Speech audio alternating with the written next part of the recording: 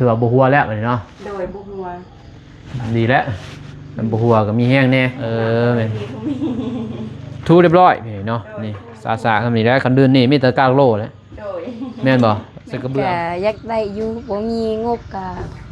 สำนี้น้องก็ดีใจแล้วว่าคันบ่มีแห่ง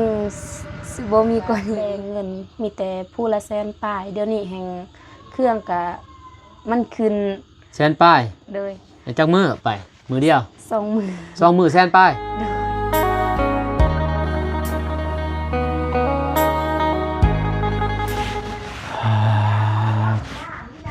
เถอะเป็นยังไงเนาะเอาเปิดภาพมาบัดนี้พี่เด้อพี่น้องเด้อมาบ้านน้องพินหลังจากมาแต่เฮือนน้องบัววันเพิ่นไปเนาะป้าเจ้ามากะคือเป็นเนาะซองน้องเฮือนงามเป็นงามเป็นยังไงเนาะแต่ว่าแล้วเฮือนน้องบัววันก็เป็น3หลังพี่เนาะอยู่บ้านกันดอนที่ทีมงานเราไต่เฮ็ดถือว่าคิดว่าสิบ่ฮอดมื้อนี้ดอกพี่เนาะคิดว่าสิบ่เห็นแบบนี้ดอกก็โอ้ดีใจเนาะที่ผู้ใหญ่ใจบุญเพิ่นสุดซอยเห็นความตั้งใจที่ทางทีมงานเฮ็ดความดีเนาะช่วยเหลือสังคมตัวเล็กตัวน้อยแต่ก็ดีใจเนาะได้เป็นส่วนหนึ่งกับผู้ใหญ่ใจบุญเพิ่นที่ช่วยเหลือคนทุกข์คนยากได้ยิ้มแย้มแจ่มใสเนาะได้เงินได้ซ่านนอนอุ่นเพิ่นว่าสะดวกสบายนิดนึงเนาะเขานำตำป้าหาอยู่หากินเองตัวนั้นเนาะแต่เพื่อนอยู่เพื่อนพักเพื่อนเศร้ากับความฝันหลายๆคนเนาะที่อยากได้แบบนี้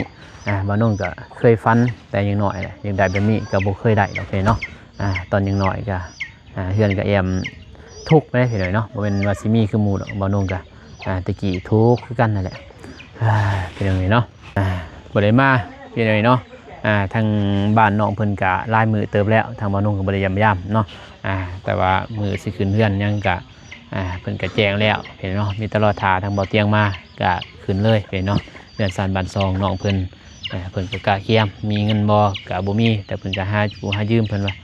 พอได้คืนเพื่อนแหละเป็นประเพณีเห็นเนาะบ้านน้องก็ยังเจ็บคือเก่าเห็นเนาะตาเนี่ยบ่เศร้าแต่ว่าบ่แบบเจ็บบ่เจ็บเลยเห็นเนาะมันแต่คัดบ่คัดแต่แดงแล้วก็ม่วนนิดนึงเนาะจะเป็นยังกับบ่าวนุ่งบ่ฮู้เอากราบทักทายสบายดีสวัสดีเด้อพ่อแม่พี่น้องเมื่อสุคนเป็นยินดีตอนรับเข้าสู่ซองบ่าวนุ่งพี่น้องเนาะไปสิเข้าไปหาทางน้องๆเพิ่นก่อนเนาะก่อนสิกลับยำแรงๆจ้ะโอ้เป็นยังไงเนาะตัวตากเลยนั่นบ่ชาวทองมีตัวตากนั่นมันเปียกเย็นเราเลยตากมันเปียกบ่ไอ้แดงนี่เข้ามาบ่เข้ามาอยู่เพิ่นโดยสบายดีโดยเพิ่นได้จอดอยู่บ่จอดแล้วเราเฮ็ดหมดแล้วบ่เฮ็ดหมดแล้วไอ้แดงไหนโดยไอ้นี่เด้จอดคือกันขึ้นหมดได้บ่แต่ว่าบ่ฮู้น้องยังมันบ่เรียบร้อยแต่เราก็ขึ้นแล้วบ่เอาคืนฮะเท่าไหร่อันนั้นเราขึ้นแล้วบ่ไปจอดยังนะหัวขึ้นแล้วจอดแล้วเอากาวอันนั้นดีกาวต้นกาวอะไรแต่ตัวมันเป็นเหลื่อมๆนี่โอ้คือว่าเอากาวโตไอซื้อมาให้ดิบ่ฮู้คือกันเราไปจอดที่หันเราตัวเราเอามาเองตัวนั้นมันบ่อยู่ด้นบ่อยู่ทนแต่ก็ติดได้บ่ได้แต่บ่อยู่ทนบ่คือกาวต้นนะกาวซิลิโคนเนี่ยมันสิอยู่เลยมันจับเลยจะบ่ตัวนั้นแบบด้นมันก็ลอกแต่ก็ได้อยู่แต่บ่หัวเลยไปเข้าไปเบิ่งได้เฮือนครัวสะอาดสะอ้างบ่ได้มาด้นสะอาดดันน้ำใหม่ก็ดันเต็มตำน้ำยาเป็นจะได้ใส่ฮะโอ้ก็อ่านอยู่นี่บัตรนี้คือบ่แป้งอันนี้แต่ว่าจักมือสิแป้งให้แล้วว่าแป้งได้เบาเลยยินบ่บ่งามนะนี่แล่นไปหัวไปผ่าใส่พอดีกับน้ำมักซึมออกนี่ให้เราแป้งแล้วมันซึมมันเปียกเมื่อมันสิไหลมาผีนะให้เราเฮ็ดดีๆเด้อแต่เบานุ่งก็บอกแล้วพี่เนาะ บอกเพิ่นแล้วบอกไอ้แดงเลยเป็นยังกิน น้ำใหม่นี่ เอ้ยพอกินอยู่บ่อย่าให้มีแตะตักให้บ่กินตัวเองสิบ่กินบ่พอ พออยู่ดอก กินหน่อไม้ก็ดีได้สุดยอดได้ตัวนี้หน่อไม้ไล่ได้นั่นนี่ไว้ถ้วยบวงจองซ้ำพอซื้อให้อยู่เป็นไงเนาะพระอาจารย์เพิ่นว่ามันรักษาหน่อไม้มีล็อกมีหยังบ่ โดยน้องล็อกน้องเปิดเป็นเบิ่งนี้ ล็อกได้อยู่บ่คือว่าบ่ดึงได้นี่แต่ว่ามันกลมขึ้นตัวนี้มันเป็นอย่างนี้แต่ว่าน้องล็อกแล้ว โดยก็ล็อกกันแล้ววันนี้เวลามีคงอยู่คงกินเฮาก็ไว้อยู่รุมมันก็ได้มันก็หรือว่าไว้ถ้วยอยู่รุมจะบ่นี่ไว้ชั้นรุมนี่ถ้วยอยู่กินไว้อยู่เทิงนี้เวลานั้นยังบอกไม่วันบ่ได้เข้าไปโดยบ่เข้าไปเด้มียังแน่อยู่ในตู้เย็นบ่มีหยังยังหิวข้าวด้วยไม่เป็นอาหารบ่ได้กินข้าวนี่อีหยังนี่นางหมูโดยสิกินอะไรนางหมูนี่โอ้โหกันมีแต่น้องขัวกับน้องใหม่กินเฮ็ดคือเวียดแท้กินนางหมูเอาไว้ใจนั่นติใส่ธงยังเด้อบ่ปะแบบนี้เด้อมันสิยังเกินว่าเชื้อโรคมันบ่ดีเด้บ่ให้ไว้แบบนี้เนาะเพราะเป็นตู้เย็นนี่มันสิเชื้อโรคหลายเด้อแต่ก็มันล้างมันทูเด้อมันอะไรไม่ถ้าบ่อยากมีเชื้อโรคแน่ก็ต้มน้ำมันร้อนแล้วก็ล้างฆ่าเชื้อนิดนึงก็มันจะบ่อัพมันนะแล้วก็ใบใส่ตู้ใส่ถุงมันก็สิบ่อัพเป็นแบบนี้สิอัพแล้วก็เหม็นแล้วก็เชื้อโรคน้ำในแล้วเวลาหายยังก็สิเป็นเชื้อโรคครับน้ำตู้เย็นเก็บไว้รักษาแล้วเว้ยอันนี้เป็นน้ำกินเนาะถือว่าบ่หัวแล้วเนาะโดยบ่หัวดีแล้วมันบ่หัวก็มีแห้งแน่แต่ว่าเฮ็ดหยังตัวนี้บ่จักแลเอาไว้ตอนเขาเอาไว้เครื่องไว้ระวังเด้บ่ป้านี่เด้อโดยเอาไว้เด้เฮ็ดอันนี้ลูกเต่าแห่งมีเด็กหน่อยตัวใดมันเป็นหมาเป็นมีดนี่ก็เฮ็ดบนนี้กินบ่ตอกนะเจ็บบ่ตอกมาในนี่สอดไส้นะเป็นพาเป็นมีดตอกเพียงนี้แหละเพียงเด็กหน่อยบ่ถึงน่ะนะเป็นพาเป็นมีดเฮานะเด็กหน่อยนิดหน่อยเด้ดินพันหมอกพื้นมือโอ้อันตรายเสี่ยงเด้ไม่ยังไปล้างบ่เก็บเนี่ยไปไว้โอเคทูเลยบ่ FC ไปคอมเมนต์มาพี่เนาะว่าให้สาวทองมีเพิ่นทูเด้อก็ทูแล้วเดี๋ยวเปิดเบิ่งเอาใส่ไผ่อยู่นี่ก็มีแต่อยู่ในทูเรียบร้อยพี่เนาะนี่สาๆทำนี่แล้วคันเดินนี่มีแต่กากโลแล้วแม่นบ่ใส่กระเบื้องทูซ้ำทูได้น้ำไหลอยู่บ่ไปนี่ไหลโอเคถือว่าน้ำบ่ไหลไปนี่บ่ลงบ่โอ้เพิ่นเฮ็ดให้ได้นี่น้องเฮ็ด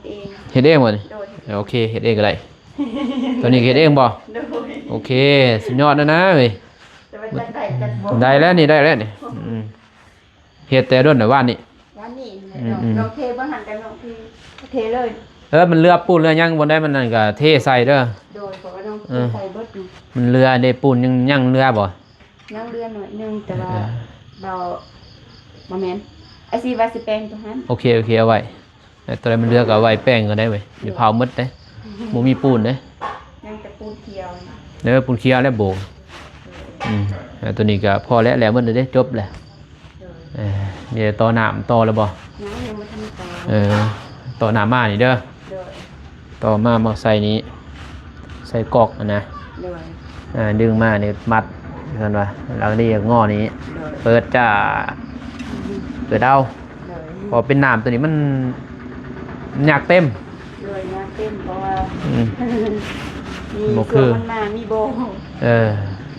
สวงมาสวงบ่ไปพี่น้องเอ้ยมีแต่บอกน้องเพิ่นสิถามน้องพินมื้อใดสิขึ้นเฮือนน้องพินอยู่ไสน้องพินนี่ฮะโอ้เว้ยได้เฮือนใหม่แล้วบ่ บ่ปากบ่ติ้งบ่ฮะในเรือนใหม่บ่ปากบ่ติ้งบ่อยู่ไสพี่น้องเอ้ยเห็นยังน้องเพี้ยนฮะโอ้คากเว้ยสะอาดสร้างดีเนาะเฮือนซ่านบ้านซองมื้อนี้ในเรื่องโอ้ผู้ที่ตั้มไว้ได้แมตช์7นี่สบายดีเด้อสบายดีเห็นยังนั่งตังโอ้เหมือนพญาเว้ยเหมือนพญาได้นั่งตังทีนี้ตังไก่เลย โอ้สาสร้างบ้านนี่ตัวนี้บ่ซื้อเองบ่ทางผู้ใหญ่ทางเบาเจ็บเอาแล้วสามนี่เนาะโดยทางผู้ใหญ่ทางเบาเจ็บซื้อให้เพิ่นเนาะเพิ่นบ่มีได้งบโดยได้สำนีเก่าแล้วจ้ะโดยยินบ่โดยสำนีเนาะก็ดีใจแล้วเฮ็ดจังได๋แข่งได้แข่งยังแข่งได้กันบ่โดยแข่งบุญวาสนาบ่ได้คือเพิ่นว่าแม่นบ่แม่นนี่คือน้องพินนี่ก็ได้บุญสำนีก็ดีแล้วได้เฮือนได้ซ่านพี่น้องเอ้ยเนาะได้บนเฮ็ดอยู่เฮ็ดกินแล้วก็นี่เก็บไว้สำนีพ่อสำนีแล้วบนไว้ถ้วยบวงโจ้ซ้ำเพิ่นน้องนูก็ใหญ่เติบน้องนูน้องจัตนาก็บักใหญ่เนาะเลยน้องพินเอาสำนีแหละแต่ยังได้อยู่บ่ตู้ใหญ่ก็อยากได้อยู่บ่มีงบก็สำนีเนาะก็ดีใจแล้วว่าคันบ่มีแห่งบ่มีกว่านี้อีกดีกว่าบ่มีเนาะโดยได้สำนีก็เอาแต่ว่าในใจอยากได้บ่ก็อยากได้ทุกคนในอยากได้หมดเห็นเนาะแต่ว่ามันบ่มีเฮาก็เอาสำนีเห็นเนาะคืออีหยังคือขึ้นเฮือนนี่แหละน้องเพิ่นมันสิมีงบได้เพิ่นเนาะบ่มีงบสิขึ้นเฮือนแต่ว่ายินข่าวว่าทำทางลังไม้แหละเพิ่นเนาะทำแม่จันทนาว่าเพิ่นยืมเงินเขาบ่เลยยืมเท่าใดยืมเขาบ่ฮู้นำพวกแม่ดินำแม่บ่โดยแม่ไปหายืมเพิ่นไปยืมเพิ่นเนาะแต่วันนี้ตัวเก่ายังบ่ทันใส่จะมีใหม่มาอีกบัดนี้บ่ยืมบ่ได้แนวบ่มีเด้เลยคันมีก็บ่ยืมแล้วแม่นบ่แม่นคันมีก็บ่ยืมบ่มีก็จำเป็นแหละหายืมเขายืมก็ต้องใส่หมู่บัดนี้หนักกว่าเก่าใส่แห้งจ่อยบัดนี้เลยมาบัดนี้ข้าวออลาได้มั้ยบ่ได้ใส่อีหยังได้ของแบบธรรมชาติเลยธรรมชาติเลยออลาขึ้นเฮือนได้เฮือนเลยพี่เนาะออลาขึ้นบัดนี้บ่อิหยังขึ้นว่าบ่เสริมบ่แต่งแต่ออลาขึ้นตะกี้ยังนาเพิ่นโศกเศร้าเพิ่นรับความทุกข์ร้ายโดยบัดนี้ได้เฮือนได้ซ่านไปได้นอนก็สบายอยู่สบายโดยแต่เงึดแบบเวลาฝนตกมันย้อยยังน้อยบ่นี่ยังย้อยแล้วมื้ออื่นคันมีพวก IC เข้ามาแล้วเนาะสิบอกเขามาตอนนั้นเพิ่นคืนยังน้อยอยู่บ่ได้คืนบ่เพิ่นมาคืนอยู่แต่น้องบ่จื้อว่าปานใดแน่มันย้อยเพราะว่ามันมีลายเด้มันลายเลยโดยแบบว่ามันลายบ่นะมันย้อยก็คันเพิ่นมามื้ออื่นเพิ่นบ่ได้มาดอกมื้อตึงพุ่นแหละเพิ่นย่อมื้อเพิ่นย่อเฮือนน้องบ่วันมื้อตึงเพิ่นมาบอกเพิ่นเด้อเลยลาดเพิ่นบอกเพิ่นให้ไปคืนแน่คืนเอากาวซิลิโคนนะแม่นแหละเอากาวซิลิโคนที่อ้ายซื้อให้เห็นบ่ให้เอาตัวนั้นไปหยอดเด้อเลยหยอดไปเลยบ่ฮู้ก็ยาเพียงว่าหยอดหมดคูเลยคูอิหยังเคินว่าลิตะปูหั่นแหละเลยแถวบ่อนน้องหั่นหยอดไปเลยบ่เราเด้อแม่ก็เมื่อคืนนอนก็บ่หลับเป็นจังได๋ย่อยทั้งหัวแล้วไปย่อยทั้งหัวแม่ยังแหละเป็นไปแล้วตอน IC ขึ้น IC ว่าอยู่ไสน้องเบิ่งเลยบ่จักแล้วน่ะมันแดดฝนบ่ได้ตกแล้วน่ะมันหลายบ่อนก็บ่จักสิบอกเฮาบ่ฮู้ดอกพี่น้องเนาะมีแต่ให้เพิ่นนั่นยอดแต่ห้องน้องแหละยอดแล้วก็วิดห้องน้องมันก็บ่ฮู้แล้วเพียงนั้นแหละเจ้าว่าให้เพิ่นยอดตัวนั้นพอมันแดดมันสิแห้งไวกาวซิลิโคนแล้วก็เบื้องแม่มีแต่เบื้องแม่กับเบื้องเจ้าเป็นบ่โดยก็แล้วเพียงนี้เนาะให้ ให้ทางไอ้แดงเพิ่นจัดการแล้วก็บ่นุ่งสิโทรบอกให้เพิ่นมาเฮ็ดพอซื้อมา90โคนแพงได้แม่นบ่ เท่าใด 60,000 โอ้ บ่แม่นนับแต้มเด้อตอน เล นี้ ย บ่แม่นราคา 1,000 ถึง 2,000 60,000ก็หลายเติบเด้ น้องก็ เอานั่ง เดี๋ยวนี้น้องก็มีและพวกนาสาวว่าไปรับจ้างบ่ดำนา ดำหน้าบ่ เลยน้องก็ไปแบบว่าน้องก็ซื้อแบบว่าซื้อสันไลบ่แบบซื้อเครื่องแบบล้างถ้วยบ่แบบเกลือเป็นนัวนี่น้องบ่ได้ใส่ซ้ำ เป็นจังได๋ แบบว่าเฮาใส่ในครอบครัวแบบมันขาดคืน โอ้ไปหาเงินเห็นเนาะเพิ่นบ่ได้ใส่เงินเพิ่นซื้อนี่แหละเกลือไปได้เป็นนัว เลย วันเท่าใดหมื้อจ้ะ หับเมา หับเมาเลย โดยแบบว่ามันหลายคนก็แบ่งเงินมีแต่ผู้ละแสนปลายเดี๋ยวนี้แห่งเครื่องก็มันขึ้น แสนป้าย เลย จักมื้อไปมื้อเดียว 2 มื้อ 2มื้อแสนป้าย โดย โอ้กิลุบแล้วเว้ย2มื้อแสนป้ายพี่น้องเอ้ย น้อง อายุ คิด ไกลนี่อ้ายไปโลดอยู่บ้านเห็นบ่ เลย รับจ้างอ้ายวันหนึงแสนหาเห็นบ่ เลย ไปใส่พุ้ยบ่พี่น้องเสียหญ้าบ่เที่ยวบ้านน้องเมฆก็อึดเบียกแต่มันไกลน่ะนี่มันใกล้มาพี่ก็ทราบไปหลักกลับไปกลับมาก็40พุ่นเนาะ เลย พอมามื้อนั้นบ่าวน้องมาหาเพิ่นว่าน้องพินไปไสไปทำในจันทนาไปรับจ้างว่ะรับจ้างเขา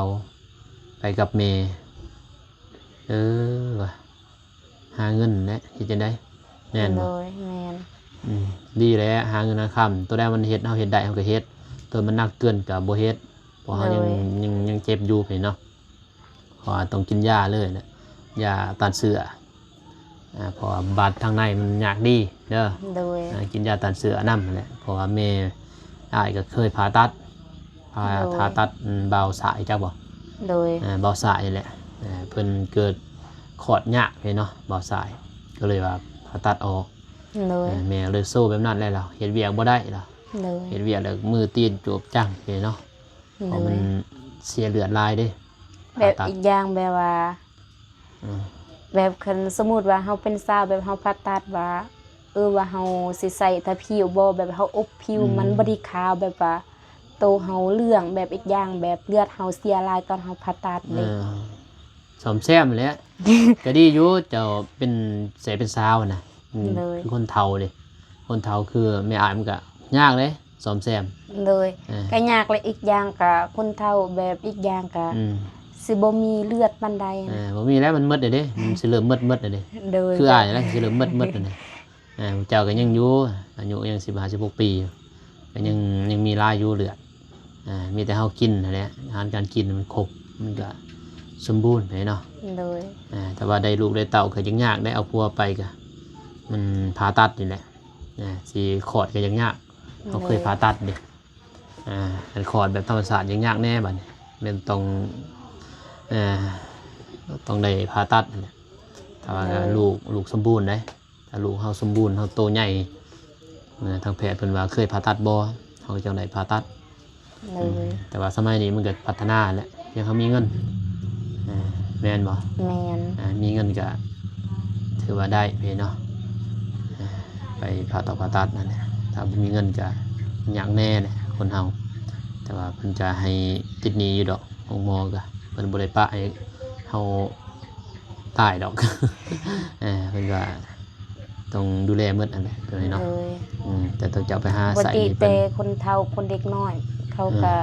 ดูแลหมด ดูแลเบิดนั่นแหละ มันเฮาหาเงินกำลังมาใส่เพิ่นบ่ยากเป็นไงเนาะถ้าอยู่ใกล้นี่อายมาเอาเป็นไงเนาะเสียหญ้าบ่เตียงหยังมันใกล้เด้แล้วก็มาส่งมาหยังโอ้อีต้นอยู่เป็นเนาะหาเงินบ่อึดเวียกทางนั้นเวียกงานบ่อึดมีหรือบ้านเบาโน่นก็บ่อึดวันหนึ่งแสนหาดำนา เลย ดีกว่าจะเอาไปหับหยังจ้างเมา2 มื้อแสนปลายแม่นบ่ แม่น หมูจ่างบ่แพงได้แถวนี้พี่น้องเนาะหน้าทงหนึ่งบักกกวางบางที่3 ล้าน2 ล้านแม่นบ่ แม่น แต่คนเป็น10 แบบว่าคนเป็น10เฮาแบ่งเงินหั่นบ่พอซ้ำ บ่พอก็มีเด้แม่นบ่ แม่น สิเอาหลายก็ยังบ่พอสิเอาน้อยก็บ่พอบ่ไหวแม่นบ่ โดย ก็รูปสัก อ่าก็เลยว่าเพิ่นจ้างสำนักเด้ก็ดำหน้าก็ถือว่าบ้านน้องน้องพินนี่ไว้ไปเนาะเด็กน้อยเด็กหนุ่มก็โอ้ยเสืออยู่บ่นุ่งเคย เป็นเบิดเลยแบบว่าอีกอย่างก็แบบผู้ใหญ่แบบบ่ก็เอื้อซอนบ่ก็พ่อแม่ซอน บ่บ่นุ่งเคยอยู่เด้ น้องทำอิฐยังน้อยน้องก็ดำบ่เป็น บ่เป็น ห้างว่าห้างอายว่าบ่แม่นเฮาดำนั่นพวกเอื้อซอนนั่นนี่แล้วน้องก็เป็นเลยแบบ น้องก็หาดำเลยแบบเป็นเดี๋ยวนี้ก็สิดำไว้ก็บ่พันใดสิว่าบ่ไว้ก็ใครแน่อยู่ ก็สำนันแล้วเว้ย เลย ดำนาพัฒนาเล็กน้อยนี่ยังเขียนห้องบ่ เลย ฝนตกบ่ ตกมัน แห้ง ต อยู่ ก บ่ แต่บ่ลาย ตกบ่หลาย โดยตกลิ้นซื่อ เจ็บคอพี่น้อยบ่นงกันย่างกับน้องเมฆโอ้ไปเป็นหลักบ่หายไปหาแม่เฒ่าแล้วไปเก็บผัก ๆ เลาะไปหาแล้วโอ้ยจนเมื่อยถึงหิวข้าวพี่น้องเอ้ยย่างเลาะนั่นแหละมืดบ่ได้กินข้าวแต่บ่ได้โทรน้องเพิ่นก็ส่วนอยู่น้องพินแต่บ่มีข้าวได้เพิ่นก็บ่ได้ฮู้ได้ว่าทีมงานสิมาหาค่ำพี่น้องเอ้ยเนาะ คันหูก็มาเข้าหลายๆก็สิเลี้ยงทีมงาน บ่เป็นหยังดอกเนาะเพราะว่าก็เสียออกกินอยู่เนาะพี่น้อยเนาะมีแต่ว่าขึ้นเฮือนรอถามบ่เตียงบ่ โดยเราถาเบาเตียง แต่ว่านี่ก็วันที่เท่าไหร่ วันที่14 15บ่ 16บ่หรือ15 16นี่แหละ15นี่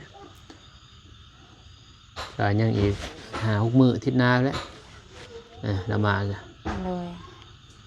ก็รอเอารอบ่ได้ก็ขึ้นได้ติ ก็ได้อยู่แต่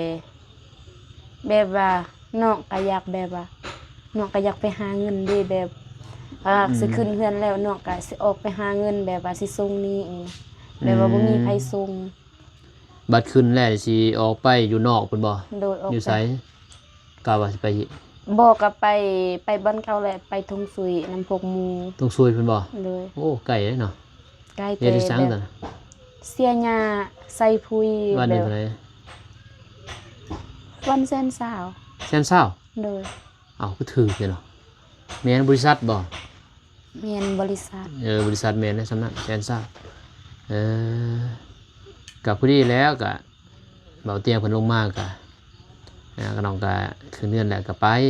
เลย พอดีแล้วงามกะเกียมตอนนี้ก็พักผ่อนก่อนเอาแห้งก่อน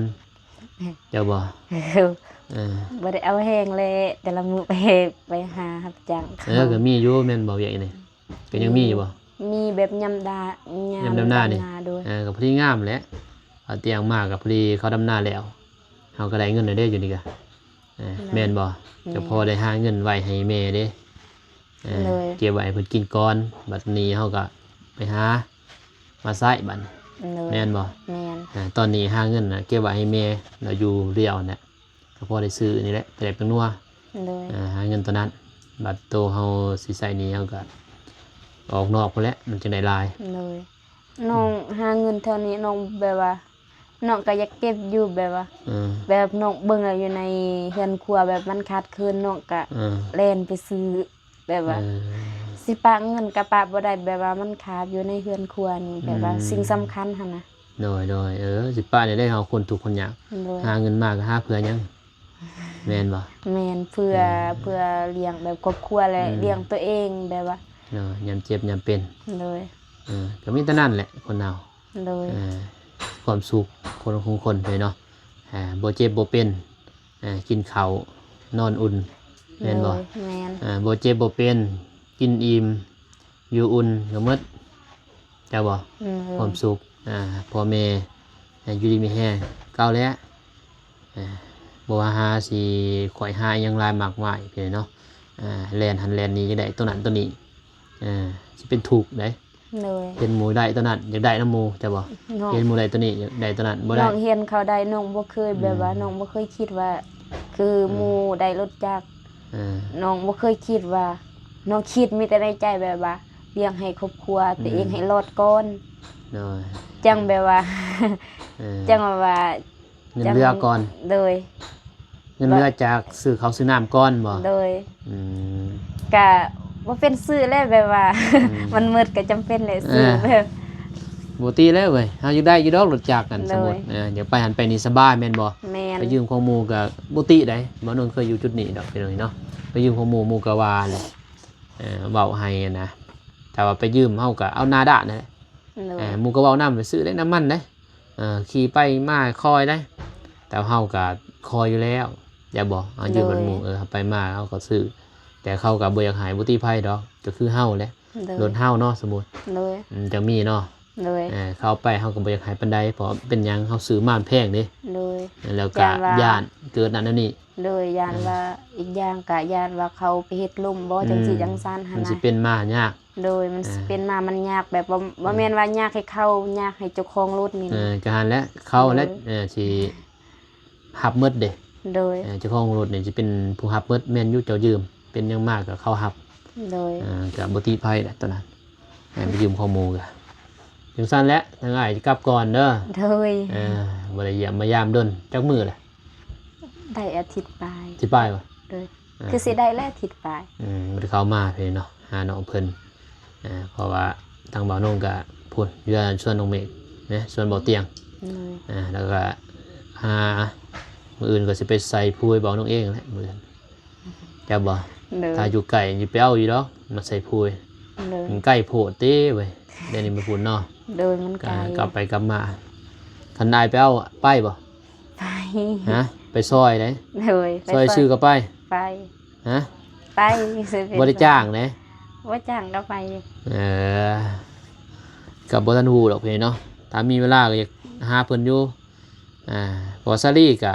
บอกว่าน้องฮานก็บอกเพิ่นเนาะน้องก็เลยก็บอกว่ามื้อใดบ่าวมีเวียกมีงานก็มาเอาเด้อเพิ่นว่าบ่ว่าจ้างดอกนะเพิ่นอยากซอยอยากไปซอย เลย เพิ่นเห็น น้องบ่จ้างก็ได้ ไปซอยก็ได้ ก็บ่ว่าดอกพี่น้องเนาะแต่เพิ่นเห็นเฮาซอยเรือนี่แหละเพิ่นได้นั่นได้นี่นะพี่น้องเพิ่นก็ตอบแทนนั่นเพิ่นว่าเพิ่นก็สบายใจเพิ่นว่า เลย พอบ่าวนงไปยามใดก็ซื้อนั่นซื้อนั่นนี่ไปให้ไปต้อนเพิ่นว่า เลย บัดนี้บ่าวนงบ่มีบัดนี้จะบ่มีเงินได้เด้มีเงินซื้อน้ำมันรถได้บัดนี้จะบ่ เลย เดี๋ยวบ่มีเงินซื้อเพราะว่าคือขี่รถจักรได้เพียงขี่รถจักรนี่เฮาได้ซื้อของปากของตอนมาให้ผมรถจักรบ่แพงเด้น้ำมัน เลย แสนหนึ่งนี่ก็โอ้เรือเพื่อทิศหนึ่งแลนเนาะ เลย รถใหญ่นี่ล้านหนึ่งทิศหนึ่งแลน รถ เนี่ยมาได้ใช้ล้านหนึ่งเนาะ เลย เปลืองเลยเป็นยังไงเนาะจังซั่นแล้วไอ้กลับก่อนเด้อ เลยเดินทางปลอดภัยเด้ออ้าย เด้ออยู่ดีมีแห้ง คือ นี่ กัน แต่ เลย พาคุ้มขอบใจทางผู้ใหญ่ใจบุญเด้อและ FC เลย ที่ติดตามน้องนั่นแหละอ้าวขอบใจเพิ่นโดย ครับขอบคุณพระอาจารย์ทั้งสองแล้วขอบคุณผู้ใหญ่ใจดีทุกท่านและพ่อบุญทงและพระอาจารย์ไพฑูรย์และพระอาจารย์และแม่ทิพย์และ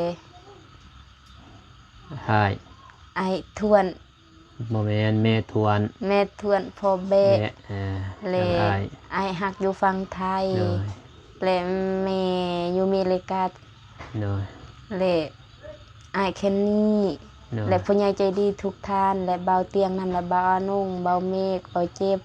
และทีมงานหลายๆคนเบิดสุขูสุคนและ FC ที่เอ็นดูและให้กำลังใจให้น้องก็ขอให้